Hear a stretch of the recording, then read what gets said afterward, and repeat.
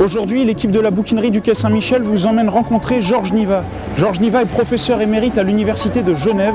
C'est l'un des plus grands slavisants français et nous allons nous entretenir avec lui pendant 1 heure où nous allons repasser sa carrière, ses rencontres et ses amours littéraires.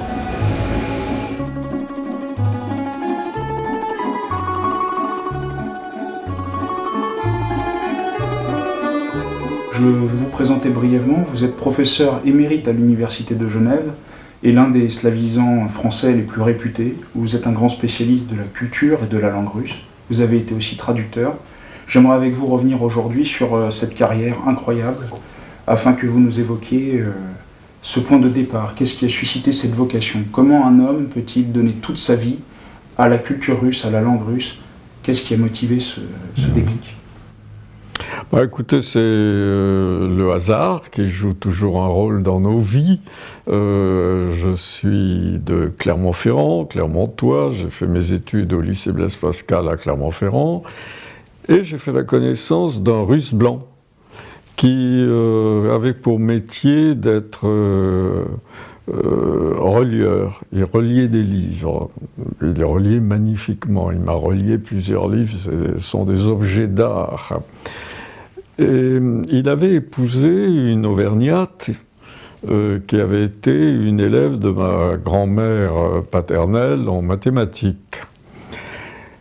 Et quand j'ai fait sa connaissance, je ne connaissais pas encore grand-chose à la Russie. J'avais quand même lu des livres de Dostoïevski et en particulier, j'avais beaucoup aimé Les démons, dans la traduction d'un certain Boris Schlözer en russe, mais qui s'appelait en français Boris de Schlözer, d'une grande famille allemande installée en Russie au XVIIIe siècle, dont plus tard j'ai fait la connaissance, je suis devenu ami. Mais là pour l'instant, je suis en face de ce relieur en chambre, qui habitait une maison médiévale, rue Grégoire de Tours, fallait grimper un escalier à vis, et qui m'initie, soi-disant aux Russes.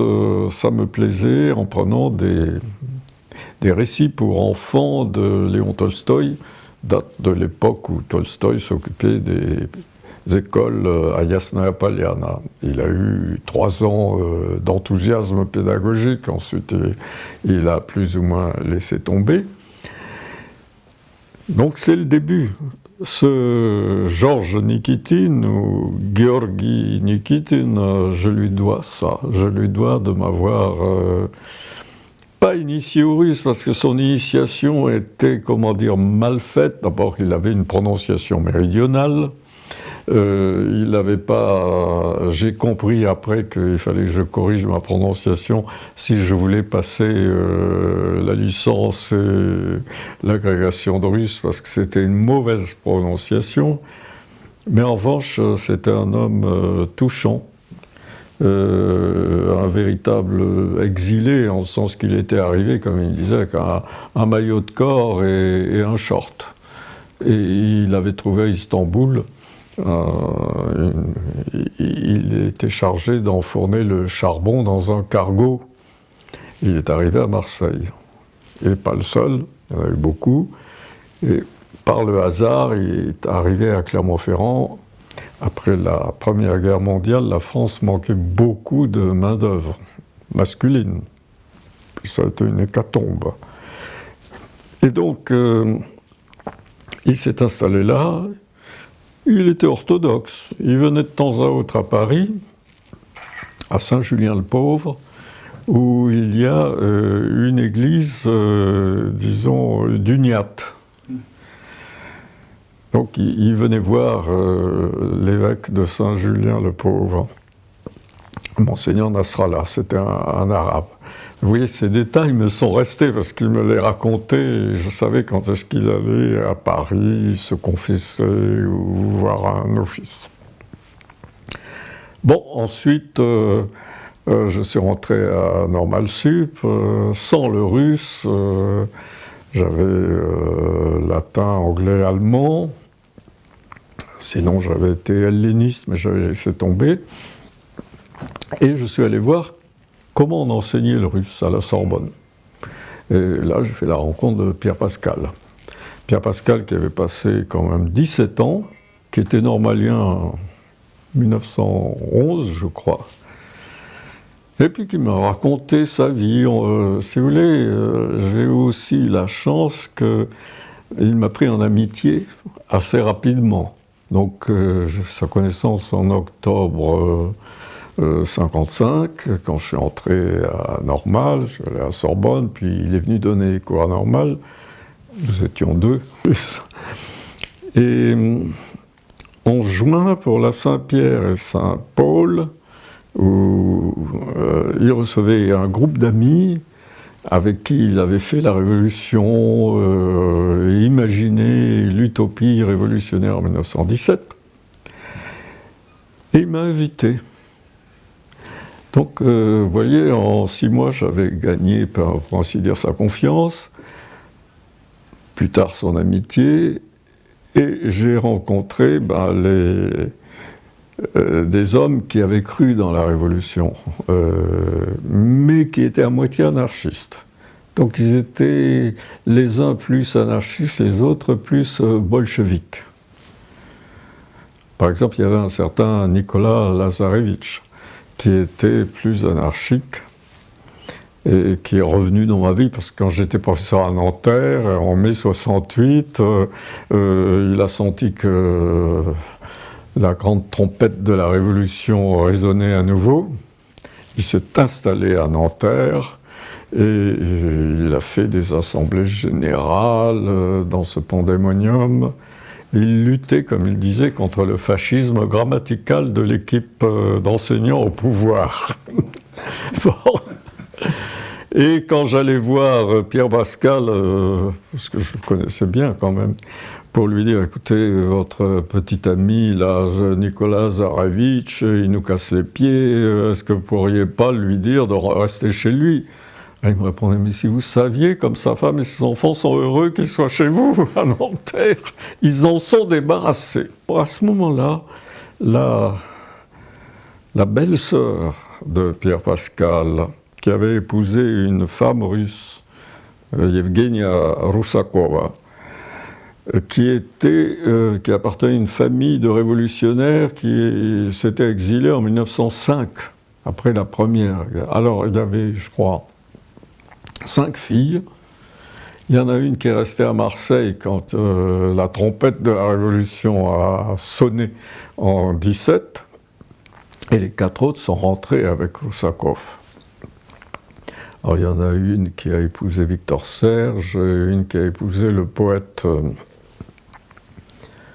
Harms, un des plus grands poètes, disons, absurdistes. Et puis, Evgenia, elle avait épousé un commissaire du peuple. Il lui est arrivé ce qui est arrivé à beaucoup de bolcheviques de la première heure, c'est-à-dire son mari a été exécuté, elle est partie au camp. Et puis, on était à l'époque... plus tard, c'est pas en 68, c'est plus tard, sous Brejnev. Bref, elle est venue. Elle a reçu une invitation de son beau-frère. Au-delà de 75 ans, on le laissait partir. Elle est arrivée, je l'ai emmenée à Nanterre.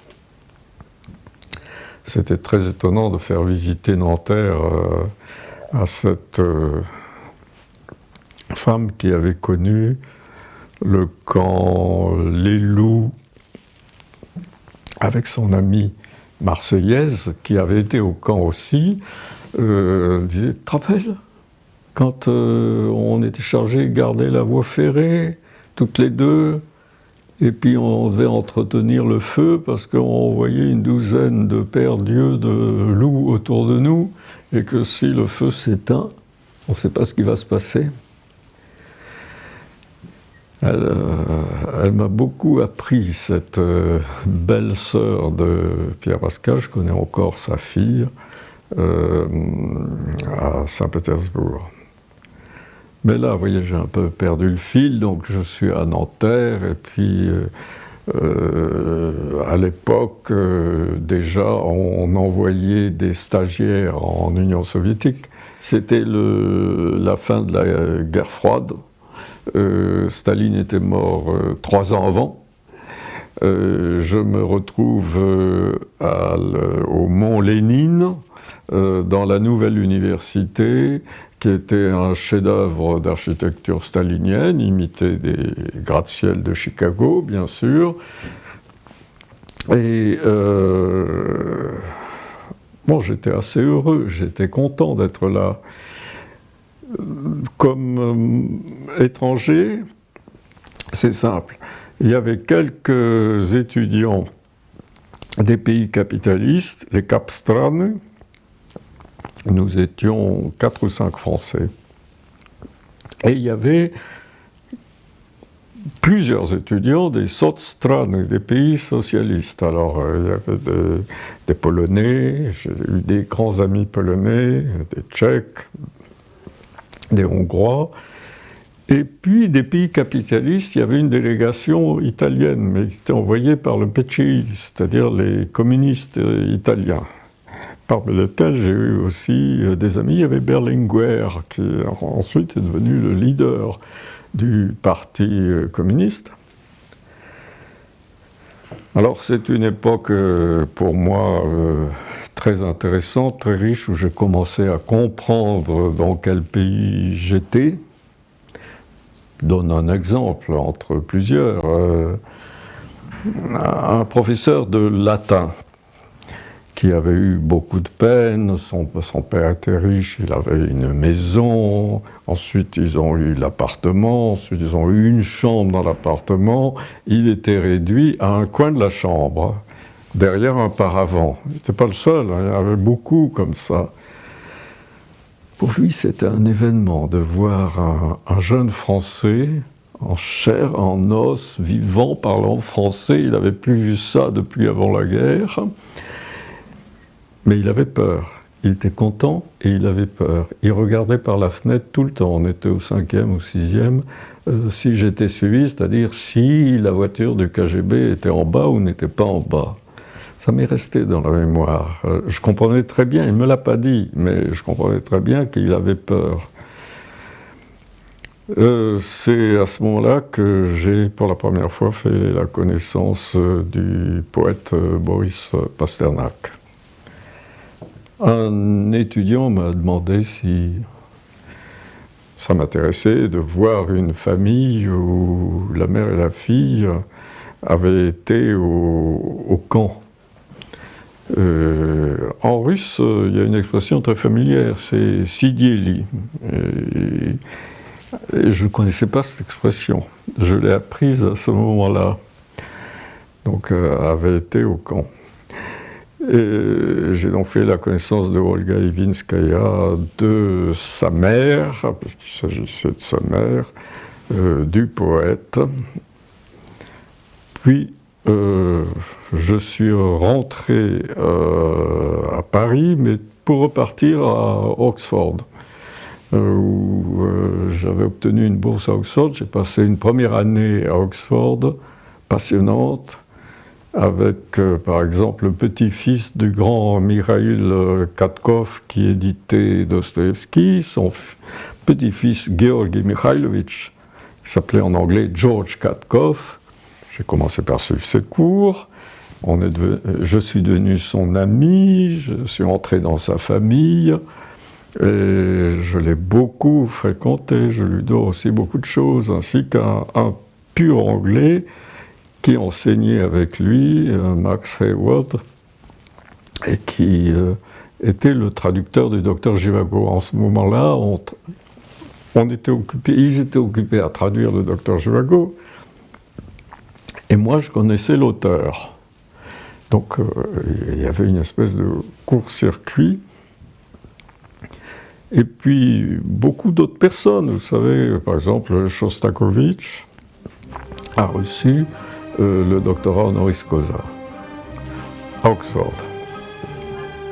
J'ai été chargé de l'accompagner.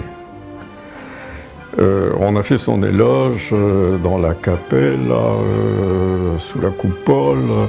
Son éloge était fait en latin, en grec, par des lecteurs qui apparaissaient à des chairs à 5 mètres de haut.